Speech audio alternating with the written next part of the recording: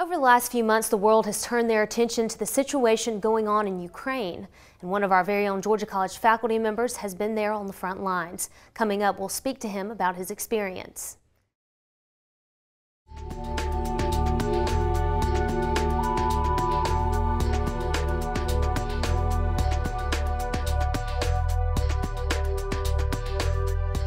Hello and welcome to this edition of GC Conversations. I'm Brittany Johnson and our guest today is Dr. William Risch. How are you today? Good, thanks. Thanks for coming in. Now, you are an associate professor of history here at Georgia College.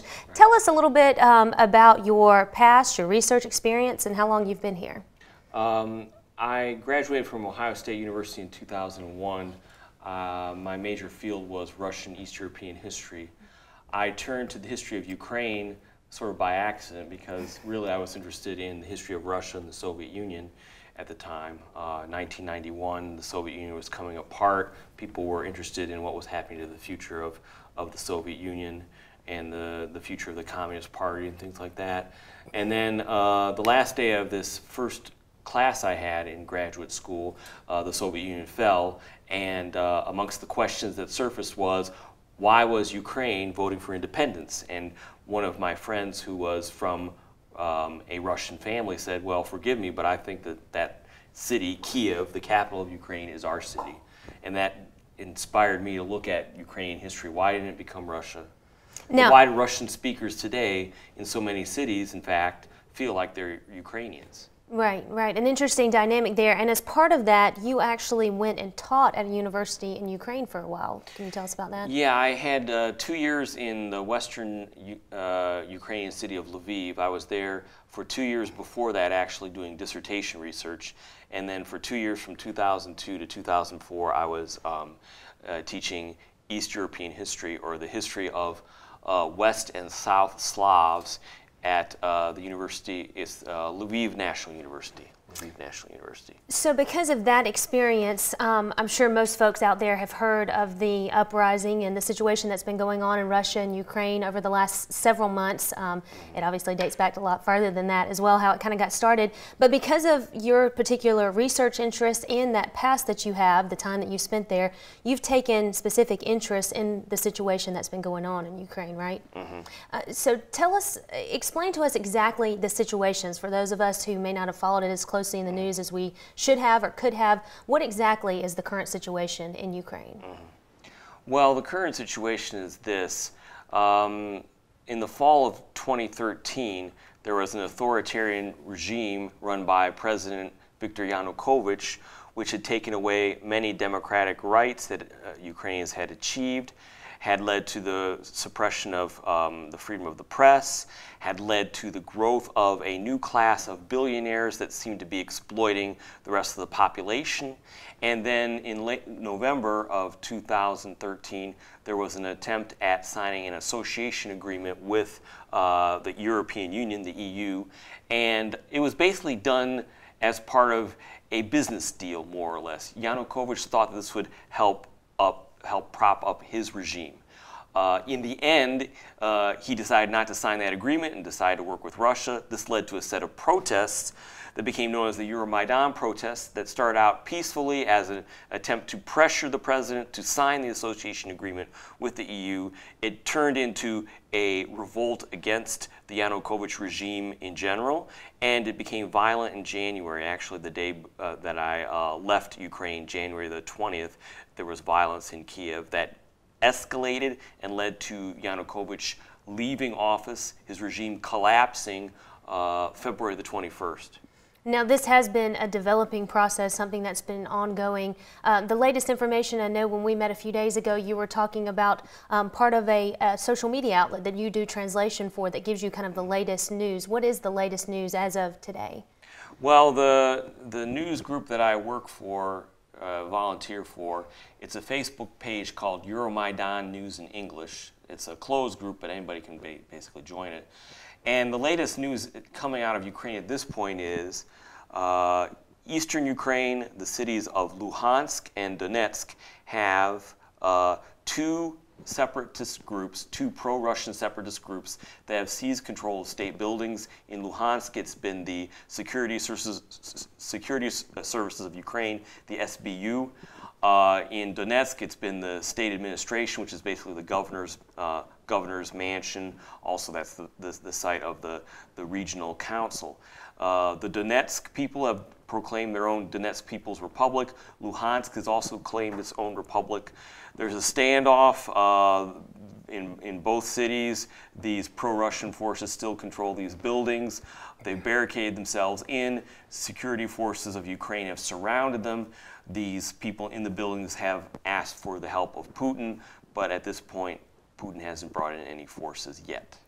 So from our perspective here in the U.S., the news that we see and hear reported is particularly of interest to us, what the U.S. is going to do in response to this, how we're going to react, how this changes the balance of power and the political situation in Europe as well as Russia.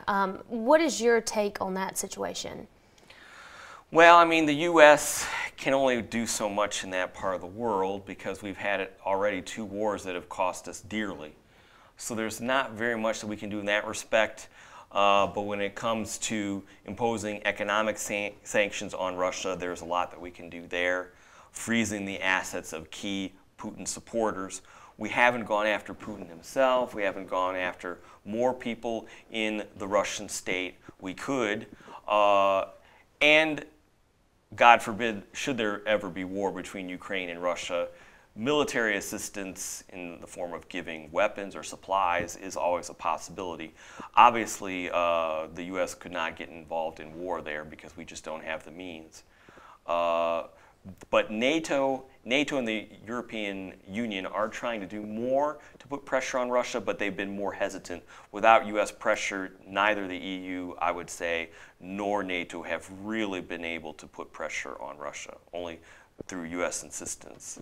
Right. Now, from your experience there, you have the past history experience there, but you've also been there in the present, as you mentioned earlier, for a couple trips. We're going to talk a little bit more about your experience on the ground during this conflict, and we'll focus on that in just a minute on this edition of GC Conversations. I'm one unlucky guy. The chance of being involved in a robbery is 1 in 757. The chances of being struck by lightning, 1 in 750,000. Please fasten your seatbelts for unexpected turbulence. The chances of being a victim in an airline crash, 1 in 29 million. Hey, could I get some peanuts? The chances of being involved in a car crash are far greater than lightning strikes and plane crashes. And if you are texting while driving, your risk of crash increases 23 times. Now, I may be an unlucky guy, but I don't have to be part of that statistic, and neither do you. Drive responsibly.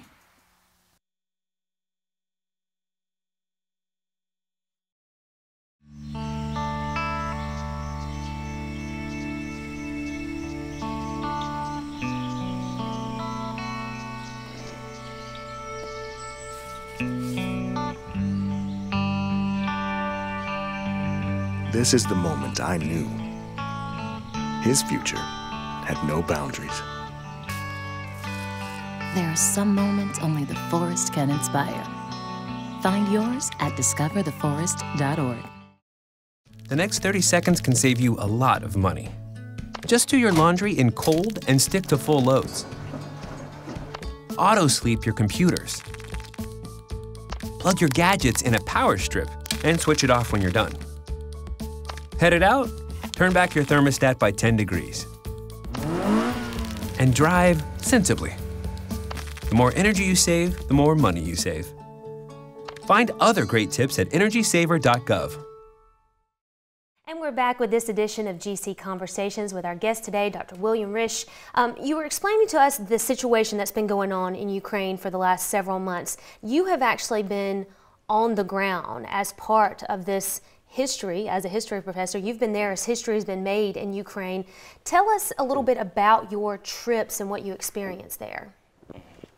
I went there actually 3 times. The first trip was December the 14th to December 23rd, and then the second time was January the 6th to January the 20th, and then the third time was spring break. The first trip, I took part in the demonstrations at the Maidan, as they call it, or Independence Square in Kiev. I was there a couple of nights. One night I was there for an all-night vigil. Every night they tried to keep the camp going, the protest camp going, keeping people there on guard because there were fears that security forces would go in the middle of the night and try and break up the camp. I served in the night guard one time, just watching over the fences and the barricades there. It was very, very interesting because you see these barricades and they remind you of the 1848 revolution in France and in Central Europe, and you really felt like you were part of a revolutionary history. On the other hand, it wasn't very dangerous. There were just some drunk people that would pass by, and nothing really much happened at those barricades. There was nothing really to guard. But on the other hand, every hour for these all-night vigils, we sang the Ukrainian national anthem and took part in prayer at the top of every hour. And it was really something amazing because here we would be arguing with each other. Some poor guy who was 38 years old, lost his business during the Yanukovych regime, lost his wife left him, and you know, his life was a disaster. Here he was as a protester kind of doing one last desperate thing.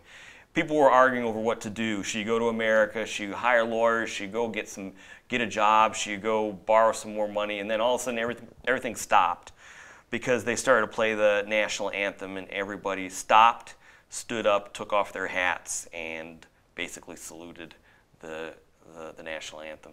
It was really something else. And then January was when really things, it was unforgettable. January, I was in the eastern cities of Donetsk and Kharkiv, where some of this separatist problem has been happening. And I had no prediction that anything like it would happen. And in Kharkiv, I took part in the first Euromaidan activist congress for the entire country. All these Euromaidan protesters from different parts of the country came together and talked about different ways of carrying on the protest movement. And it got scary. We were surrounded by cops and hired thugs at one point. There was a problem with the buildings for the Congress. We weren't allowed in any of these central buildings, so we had to meet conspiratorially in different parts of the city and then come together. And in one part of the city, the guys got hit with gas, poison gas, and they had to leave the bookstore and go to our building. And then Kiev, January the 19th, January the 18th and the 19th, there had been these dictatorship laws that had been passed January the 16th, which basically made it a crime for you to take part in any demonstrations, any. You would face prison sentences for just wearing a hard hat because hard hats were used by protesters to guard themselves against the police, against beatings. Mm-hmm. And on the 18th, some friends and I spread literature protesting this. The literature said, the leaflet said, the constitutional order has been overturned by this regime. Your rights, your liberties are threatened. Come to the main square, the Maidan, on the 19th at 12 noon. And we came. Thousands of people came, and the crowd booed the political opposition because they weren't providing the leadership. And people were yelling, leaders, leaders. They wanted leadership. And the leaders on stage were saying things like, you guys, you cannot go to the Parliament building and protest. Don't do any drastic actions or you're against us. And people booed them and again and again and again. And people left the demonstration and they went to the Parliament. A friend and I went to the other side of the Parliament building where we saw policemen get on their gas masks and we thought that we were going to get gassed. Nothing happened there, but down the road, violence broke out, and that really led to the eventual overthrow of the regime, this violence on the streets.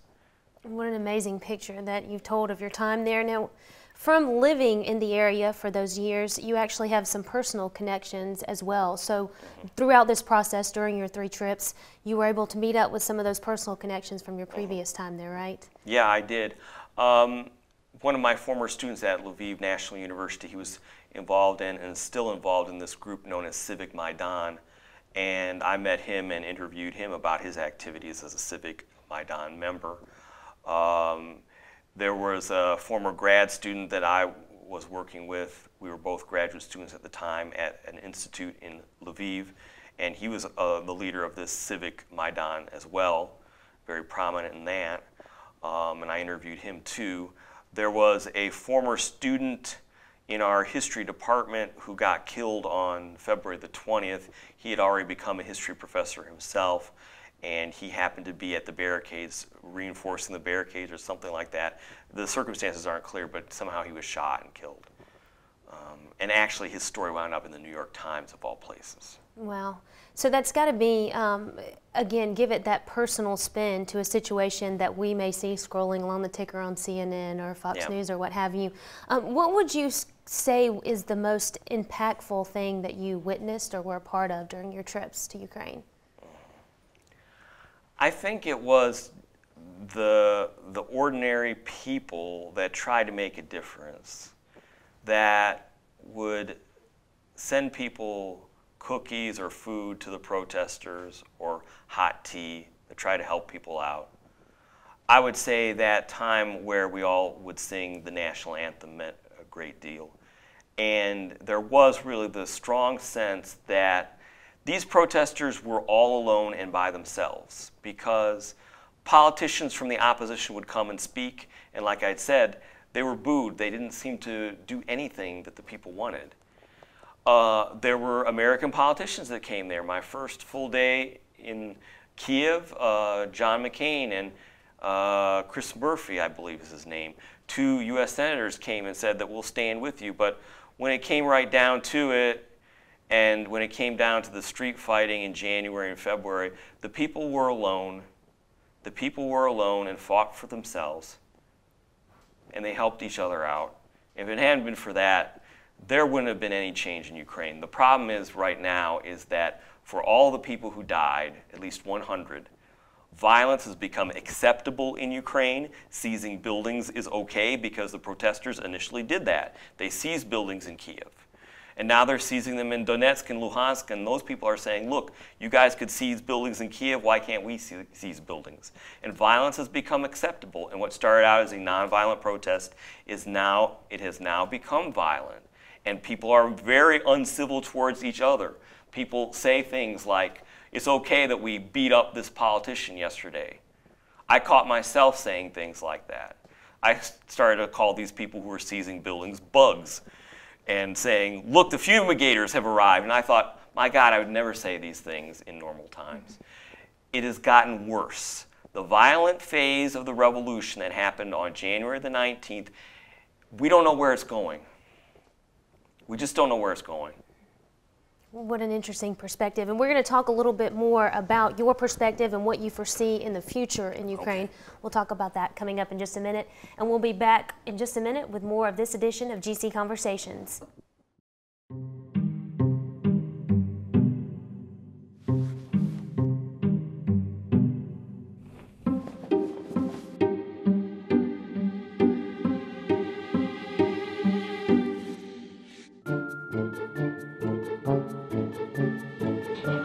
The smallest moments can have the biggest impact on a child's life. Take time to be a dad today. Daddy, I'm gonna find you. Oh! Checking your fantasy league? Nah, just my 401k statement. Nice. Where'd you find the money for that? I just been saving a little every month. I can't seem to save anything. Well, what about all this? What about the money you're spending? What money? It's gone before I can get my hands on it. I got a pizza for a Todd. Hey, can somebody spot me? When it comes to financial stability, don't get left behind. It's 547. Get tools and tips for saving at feedthepig.org. Hey, everybody. Heart disease affects 1 in every 3 women in America, but you can fight back. There's no time to lose. Mothers, sisters, daughters, families, and friends, it's time to shout louder, stand stronger, and demand change. Let's go! To the Batmobile. Dang it. To the invisible jet! Dang it. Together, we can put an end to heart disease. It's time to go red for women. I could use your help. Yeah! Learn more from the American Heart Association at www.goredforwomen.org. And we're back with this edition of GC Conversations with our guest today, William Risch. Now, Dr. Risch, tell us about this is kind of an interesting balance for you, not only being a part and being invested in Ukraine and the Ukrainian culture, but also balancing that with your role as a historian. How do you make that balance? Well, for me as a historian, it was important because after following events in Ukraine for 15 years, since 1998, I really thought that this was going to be a turning point in Ukrainian history. That finally the people would represent themselves. They wouldn't go for some rich oligarch or some political party run by a rich oligarch. They'd stand up for themselves. So it was important for me to be there for that. But also I realized that these things don't make sense for decades later.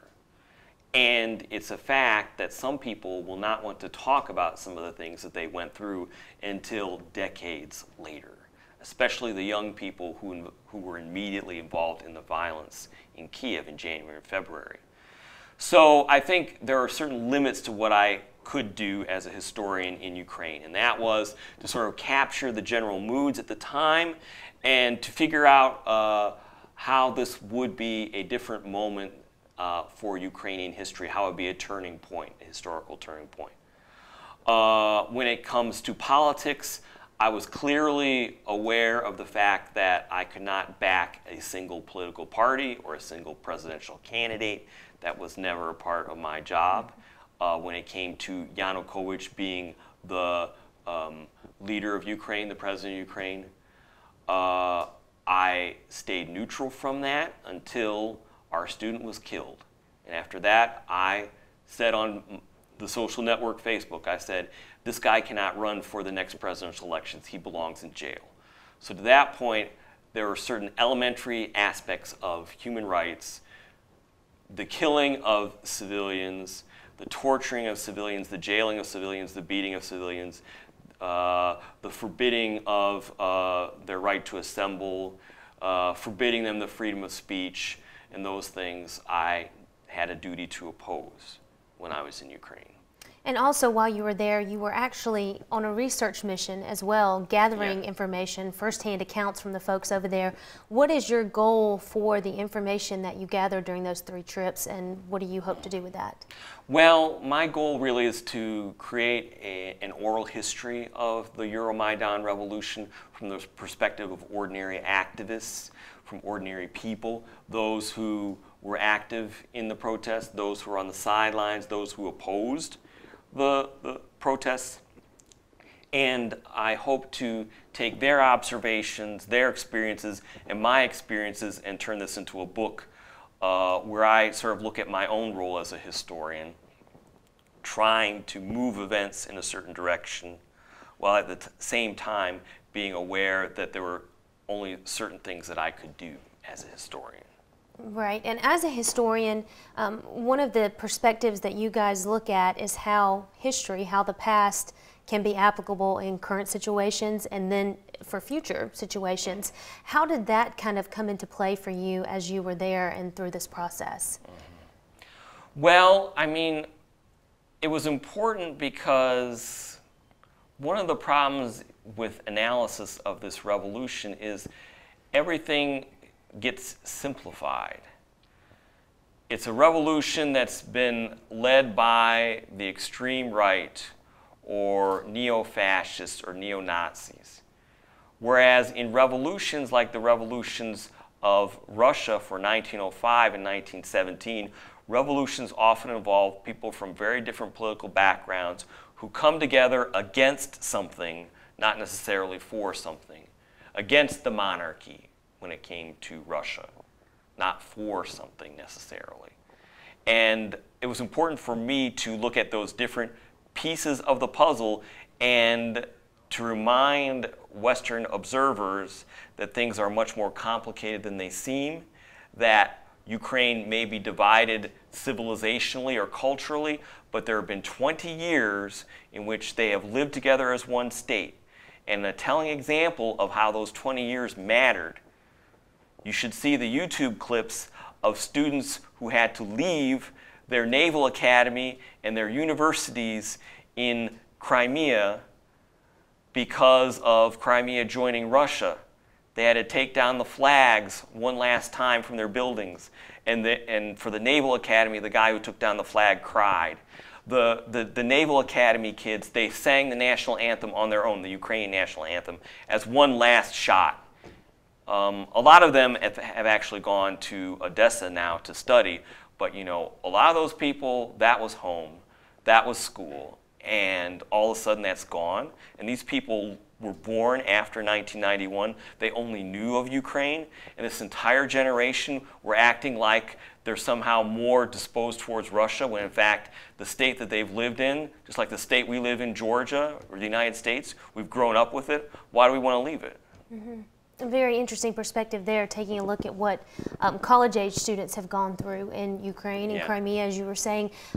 One particular facet of this is that not only are you doing this for your own research purposes to then distribute, but this is also something that you're incorporating into your courses with your students here at Georgia College. How are you doing that? Well, originally I had plans to actually take some of these translations I've been working on and create a sort of reader for the students, but it looks like with the way time has worked out this semester, it's not going to happen. But for my course, Seeing Like a State, I emphasize my experiences in Ukraine when I talk about states and their revolutions that they face, and revolutionaries as they create their own new states. And so I really try and incorporate my research there. The other thing is that my course emphasizes Ukraine and Eastern Europe, so they get a greater perspective on, you know, these problems that have been developing in Eastern Europe over the last few centuries. All right. Well, in closing, give us just your perspective on what you think the future has in store for Ukraine. It's a good question, because there have been real concerns that there is no state in Ukraine. There is no government. The government is there, but what are they doing? For example, the day that people were seizing buildings in Luhansk and Donetsk and Kharkiv, one of the guys in the presidential administration took a helicopter and went on a fishing trip with that helicopter. That helicopter could have been used to bring in security forces and stop those uprisings, which are led by a few people whom the majority of the population does not support, yet that minority is able to organize, and the state did nothing. The state's been in a dilemma because they've had a very corrupt police, and the irony is that this protest movement was about dissolving the state, dissolving the regime, and the problem is they have to create a new state because there's a new danger, namely Russian aggression from across the border, and pro-Russian separatists who are very small, very divided in their views, but they're all around eastern and southern Ukraine. They were in Crimea, and they become a significant force when outside forces can capitalize on them, and when there's not a state there to back them up. So my fear is that there could be a Russian invasion sooner or later in the east of Ukraine. It's hard to say. It's 50-50 at this point. Mm-hmm. Dr. Risch, thank you for coming in and bringing us your perspective. We know you'll be following this closely, and we'll check in and get more information from you as it develops, okay? Okay, thank you. All right, that's it for this edition of GC Conversations. You can join us again next time.